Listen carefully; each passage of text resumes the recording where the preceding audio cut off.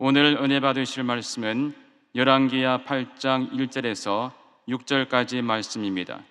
열왕기하 8장 1절에서 6절까지 말씀을 다 같이 봉독하겠습니다. 엘리사가 이전에 아들을 다시 살려준 여인에게 이르되 너는 일어나서 내 가족과 함께 거주할 만한 곳으로 가서 거주하라. 야훼께서 기근을 부르셨으니 그대로 이 땅에 7년 동안 임하리라 하니 여인이 일어나서 하나님의 사람의 말대로 행하여 그의 가족과 함께 가서 블레셋 사람들의 땅에 7년을 우거하다가 7년이 다함에 여인이 블레셋 사람들의 땅에서 돌아와 자기 집과 전토를 위하여 호소하려 하여 왕에게 나아갔더라.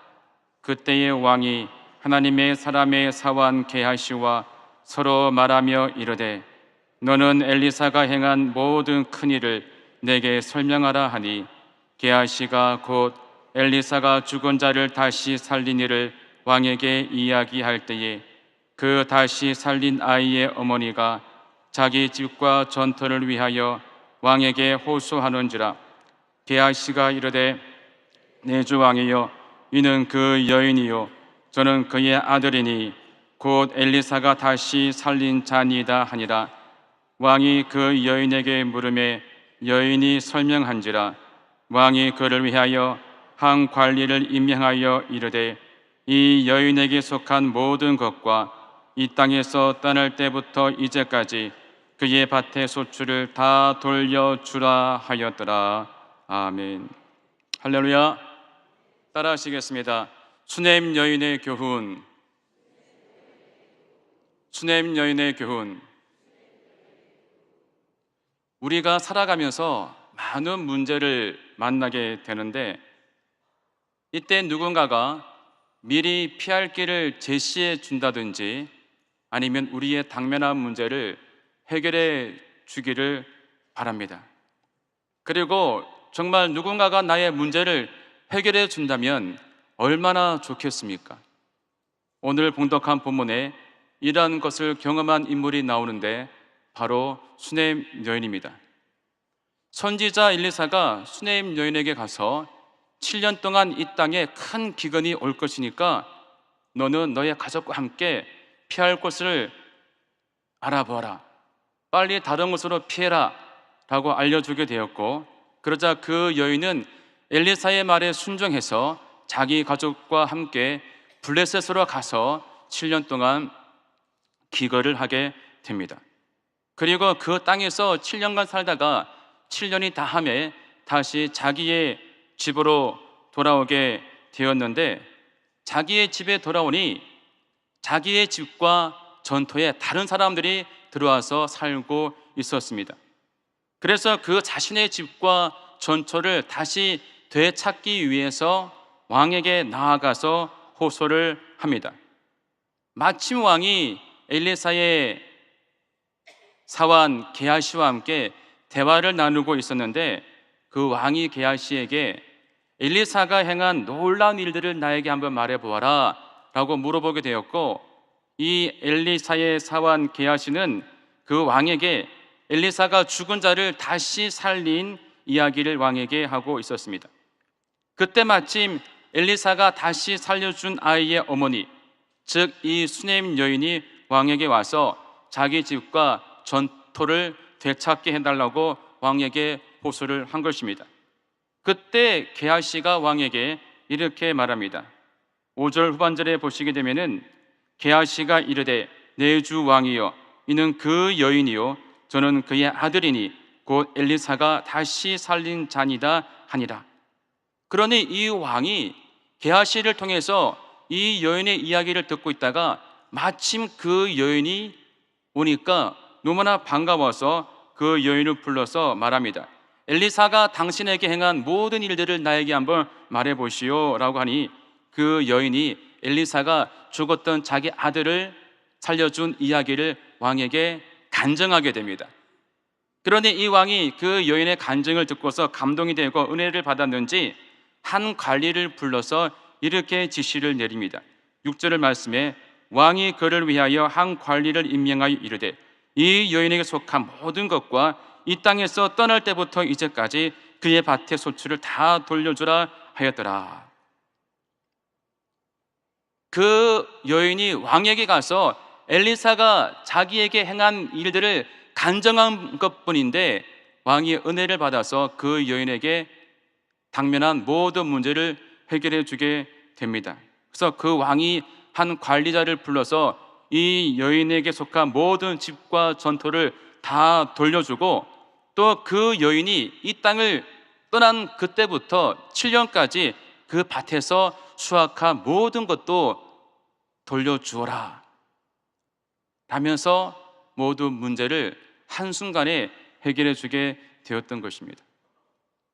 성경을 보시게 되면 이 여인이 기근을 피하게 해달라고 또 자기 집과 전토를 되찾게 해달라고 하나님께 부르짖고 기도한 내용이 없습니다. 예배드린 내용도 없습니다. 그럼에도 불구하고 이 여인은 엘리사를 통해서 기근도 피하게 되었고 또 당면한 삶의 모든 문제를 쉽게 해결받게 되었던 것입니다. 여러분 부럽지 않습니까? 그 이유가 무엇일까? 수넴 여인이 어떤 여인이었기에 이러한 복을 받았을까? 첫째, 수넴 여인의 삶을 살펴보기로 하겠습니다. 열왕기하 4장 8절에서 17절까지의 내용을 보시면 그 답을 찾아볼 수가 있는데요. 하루는 엘리사가 수넴 마을을 지나가게 되었습니다. 마침 그때 이곳에 살고 있던 한 부유한 여인이 엘리사를 강권하여 자기 집으로 초대해 음식을 대접하게 됩니다. 그 이유로도 이 여인은 엘리사가 수넴 지역을 지나갈 때마다 그 엘리사를 자기 집으로 초대해서 음식을 접대합니다. 이뿐만이 아니라 엘리사가 쉬었다 갈 수 있도록 자기 집 옥상에다가 침대와 책상과 의자와 촛대를 구비한 방까지 하나 만들어주게 되었습니다. 하루는 엘리사가 수넴 지역을 지나가다가 이 수넴 여인의 집에 가서 그녀가 제공한 방에서 쉬고 있었습니다. 그 여인의 극진한 섬김이 너무나 고마워서 이 엘리사는 그 여인에게 무엇인가를 해주고 싶었습니다. 그래서 게하시를 통해서 그 여인을 불러오게 했고 게하시를 통해서 그 여인에게 이렇게 질문을 합니다.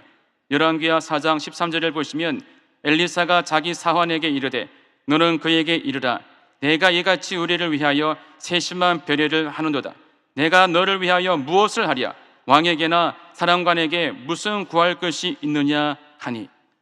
무슨 말입니까? 너가 정말 나를 극진하게 대접하는구나. 내가 너를 위해서 무엇을 해주고 싶다. 너는 왕이나 사령관에게 부탁할 일이 없느냐? 라고 물어보게 되었습니다. 여러분들이 이 질문을 받는다면 뭐라고 답변하시겠습니까? 아, 드디어 올 것이 왔구나. 할렐루야. 이러면서 그 엘리사에게 선지자님, 제 남편의 직장 문제를 해결해 주십시오.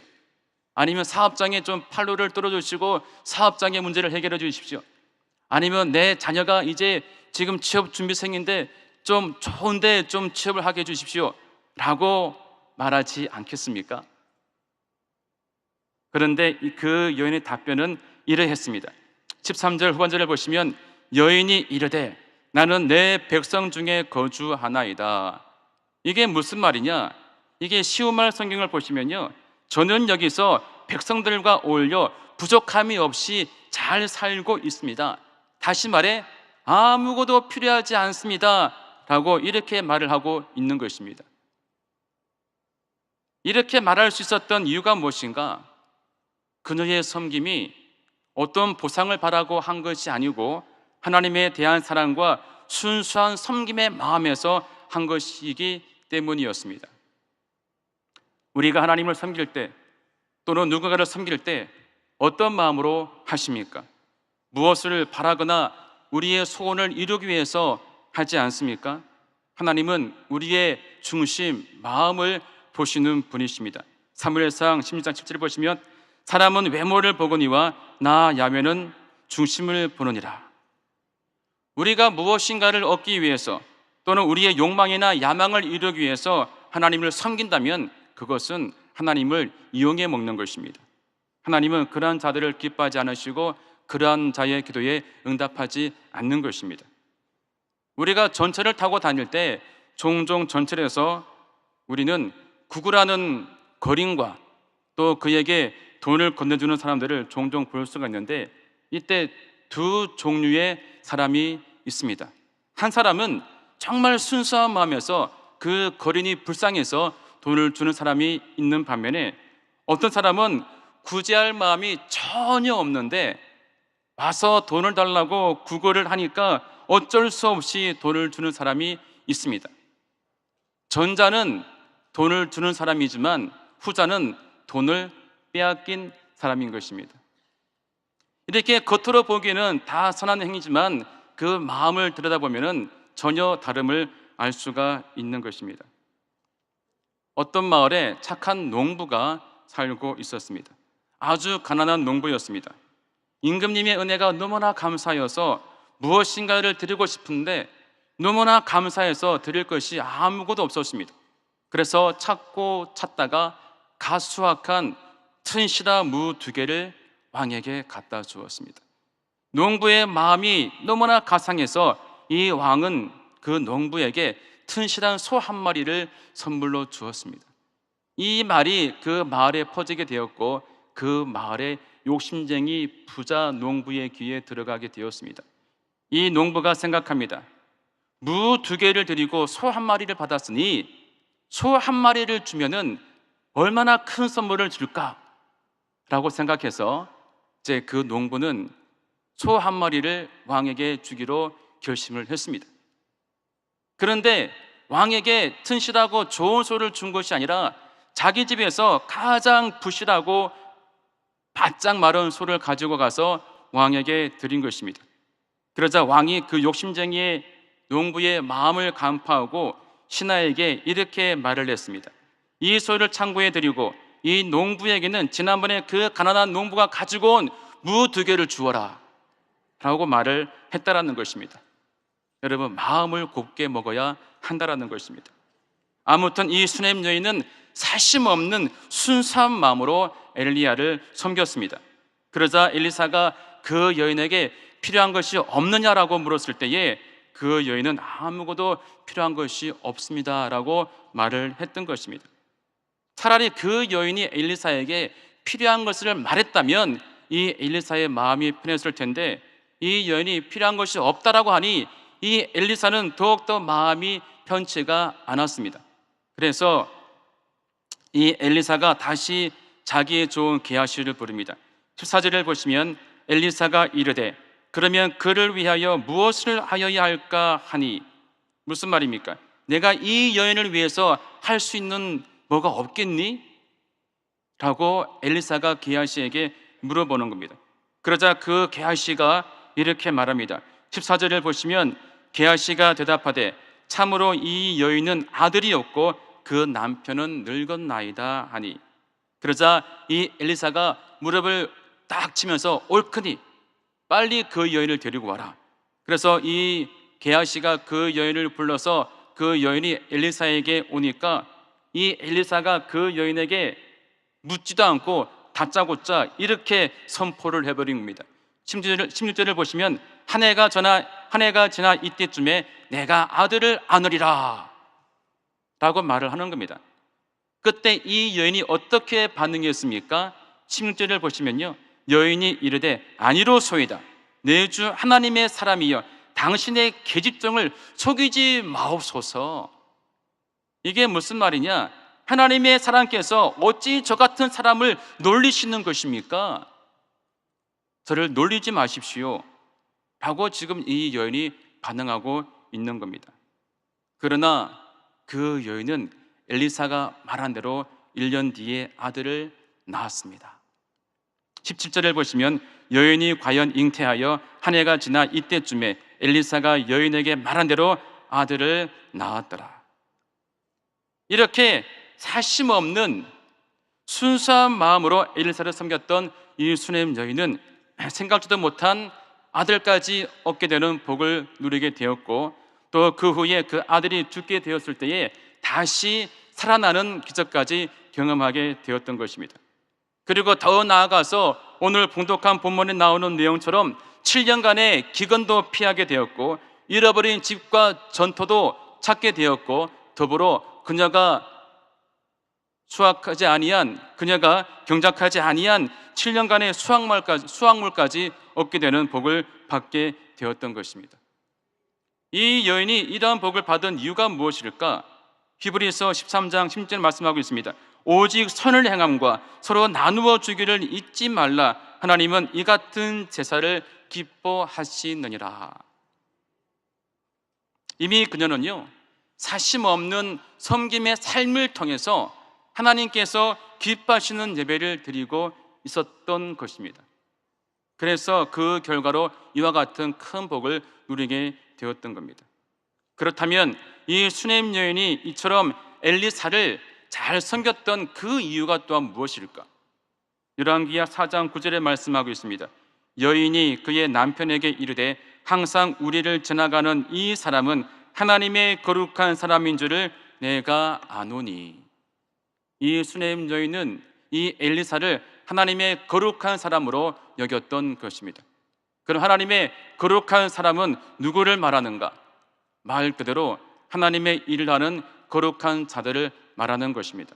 예를 들어서 하나님의 일을 하는 주의 종이나 선교사들, 또 하나님의 일을 하는 교회의 재직이나 헌신자들, 하나님의 일을 하는 지구역장들, 하나님의 일을 하는 평신도들, 또 나아가서 사회에 소외되어지고 가난한 자들을 말하는 것입니다. 그러므로 이 수넴 여인처럼 하나님의 거룩한 사람들을 사심없이 잘 섬겨서 하나님의 크신 복을 다 받아 누리시기를 주님의 이름으로 축원드립니다. 두 번째, 섬기고 복받은 사람들. 어떤 사람이 거리를 지나가다가 아주 가난한 사람을 보고 마음이 아팠습니다. 하나님께 기도를 했습니다. 하나님, 왜 저들을 저렇게 내버려 주십니까? 저들을 불쌍히 여기시고 좀 도와주십시오. 그래서 하나님이 말씀하셨습니다. 그래서 너를 보낸 것이 아니냐. 하나님이 우리에게 물질을 주신 것은요, 하나님을 대신해서 사회에 소외되어지고 가난한 자들에게 도움을 주라고 우리에게 물질을 주신 것입니다. 그러므로 우리에게는 이러한 자들을 도와야 될 의무와 책임이 있는 것입니다. 구약의 율법을 보시면은 가난하고 사회에서 소외되어진 자들, 고아, 과부, 객들을 잘 돌봐줄 것을 명령하고 또 그렇게 할 때 복을 줄 것이라고 성경은 말씀하고 있습니다. 신명기 14장 29절을 보시면 너희 중에 분깃이나 기업이 없는 레위인과 내 성중에 거류하는 객과 및 고아와 과부들이 와서 먹고 배부르게 하라.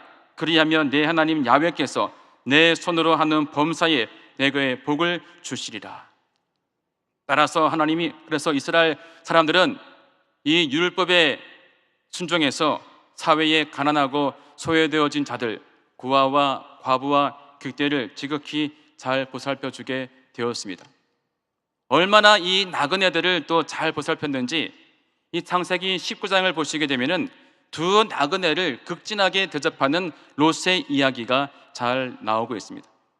두 천사가 저녁에 이 소돔성에 들어오니까 이 롯이 그 두 천사를 자기 집에 모셔와서 저녁을 먹이고 잠자리를 제공해 주게 되죠.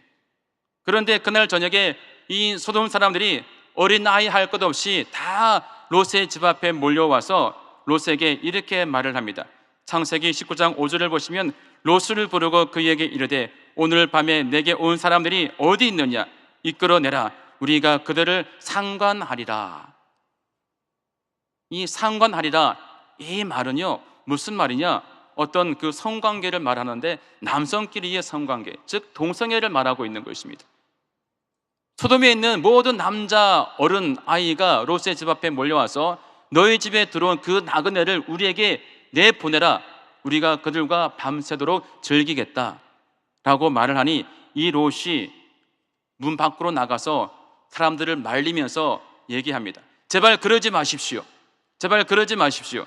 우리 집에 남자를 가까이 하지 아니한 두 딸이 있는데 이 두 딸을 여러분에게 내어줄 테니 여러분들 좋을 대로 행하시고 우리 집에 들어온 이 나그네들은 제발 해하지 마십시오 라고 말을 합니다.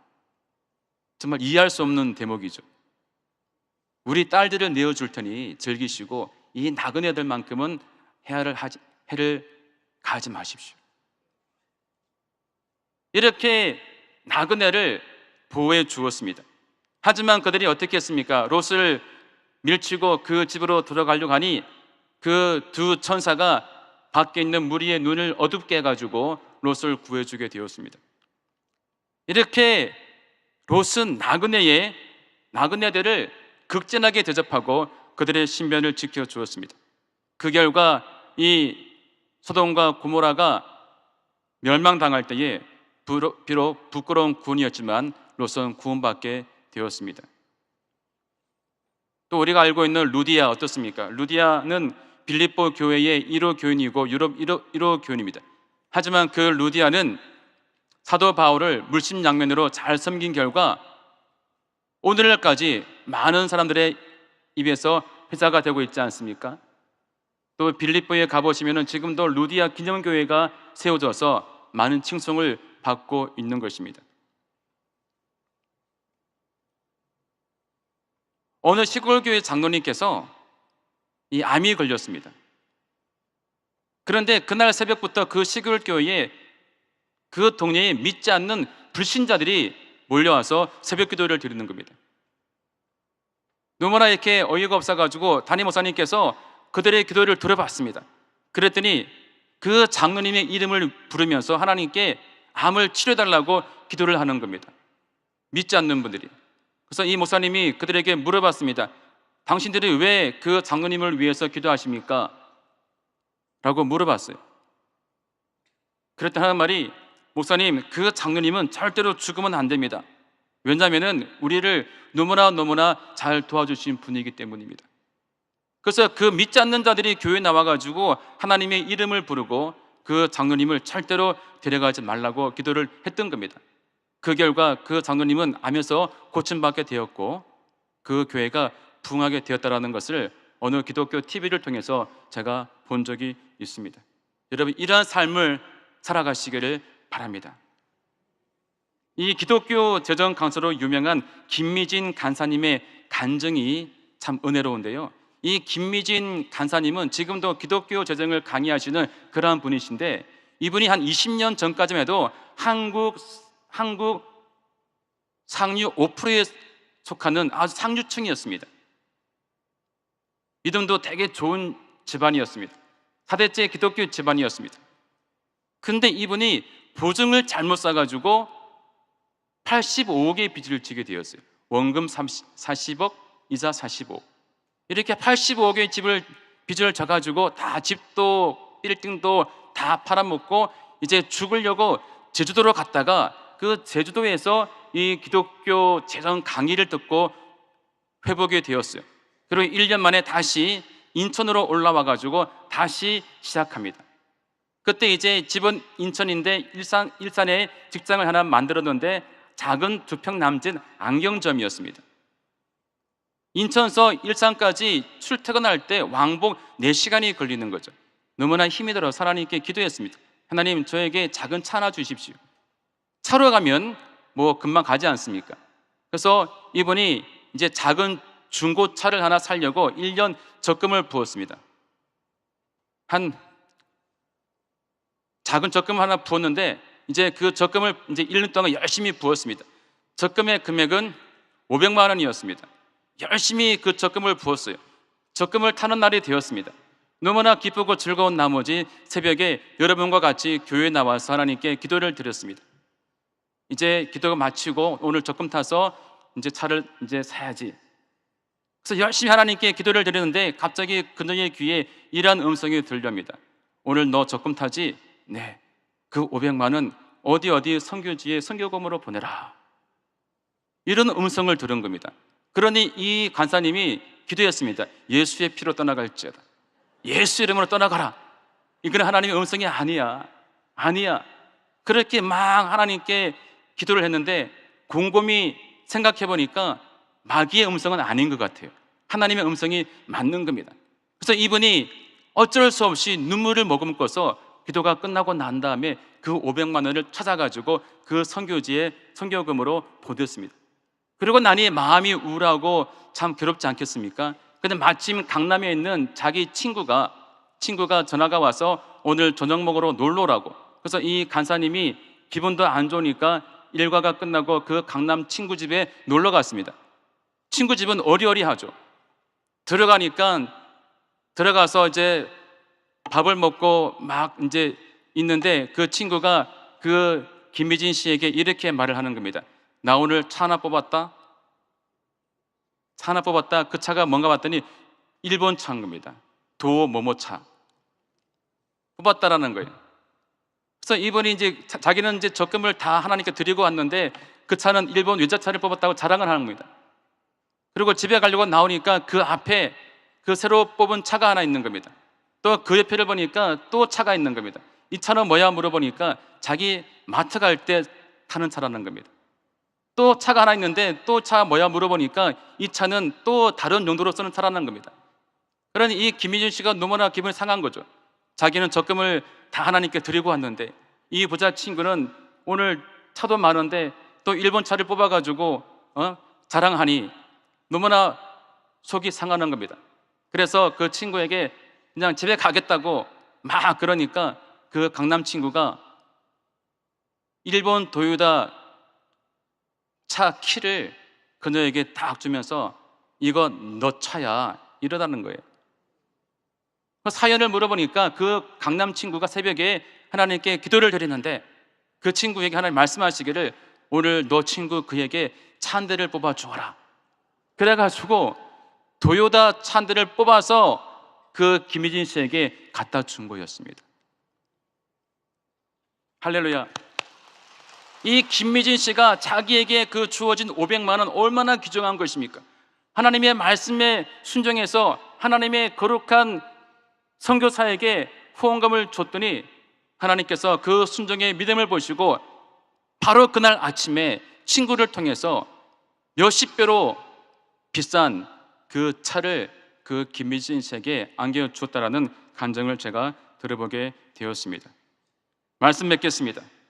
이름 모를 수냄 여인의 사심없는 섬김의 모습과 그로 인해 복을 누렸던 그 모습 속에서 우리는 지극히 작은 자 하나에게 한 것이 주님께 한 것이며 그러한 선행에 대해 반드시 상을 잃지 않을 것이라는 예수님의 말씀을 확인하게 됩니다. 여러분, 그러므로 이 수냄 여인처럼 하나님의 거룩한 사람을 사심 없이 잘 섬겨서 하나님의 크신 복을 받아 누리는 분들 다 되시기를 주님의 이름으로 축원드립니다. 기도하시겠습니다. 아픈 분들은 아픈 곳에 또 손 있는 분들 가슴에 손을 얹으시기 바랍니다. 하나님 아버지 감사합니다. 오늘 이 새벽에 함께 말씀을 나누었습니다. 하나님, 우리들 마음 가운데 섬김의 마음을 부어주셔서 이 수냄 여인같이 사심 없이 잘 하나님을 섬기고 이웃을, 하나님의 사람들을 잘 섬길 수 있는 저희들 되게 하여 주시옵소서. 그러니 해서 생활 가운데 하나님이 약속하고 예비하신 복을 받아 누릴 수 있는 저희 모두가 되게 은혜를 더하여 주시옵소서. 생활 가운데 어떠한 문제가 있습니까? 하나님 그 모든 문제를 주님께 믿음으로 나아가고 하나님만 바라봅니다. 하나님의 방법과 크신 능력으로 모든 문제를 다 해결하여 주옵소서. 모든 것이 합력하여 선을 이루게 하시고 생활 가운데 아름다운 열매들이 풍성히 맺히게 하여 주시옵소서. 가정의 복을 주시고 사업장과 직장의 복을 부어주시고 자녀가 잘 되는 복을 허락하여 주옵소서. 아픈 자가 있습니까? 병든 자가 있습니까? 그 아픈 곳에 이 시간 손을 넣고 기도합니다. 하나님 치료의 광선을 바라시고 예수의 보혈을 덮어 주옵소서. 예수의 이름으로 명하노니 모든 질병과 병만은 떠나갈지어다. 예수의 이름으로 건강할지어다. 예수의 이름으로 건강할지어다. 하나님 건강의 복을 주셔서 주님 오시는 그날까지 모두가 건강한 삶을, 장수의 복을 누리게 인도하여 주옵소서. 이 시간 또 우리가 귀한 물질을 드렸습니다. 그 드린 손길을 하나님 기억해 주시고 그들의 가정과 범사 위에 크신 복으로 채워 주옵소서. 오늘 또 말씀 붙들고 이 하루 승리하게 도와주시고 오늘 또 우리가 주님과 동행하며 넉넉히 이기게 하여 주옵소서. 예수님의 이름으로 기도합니다. 아멘. 하늘에 계신 우리 아버지여, 이름이 거룩히 여김을 받으시오며 나라가 임하시오며 뜻이 하늘에서 이루어진 것 같이 땅에서도 이루어지다. 오늘 우리에게 일용할 양식을 주시옵고 우리가 우리에게 죄 지은 자를 사하여 준 것 같이 우리 죄를 사하여 주시옵고 우리를 시험에 들게 하지 마시옵고 다만 악에서 구하시옵소서. 나라와 권세와 영광이 아버지께 영원히 있사옵나이다. 아멘.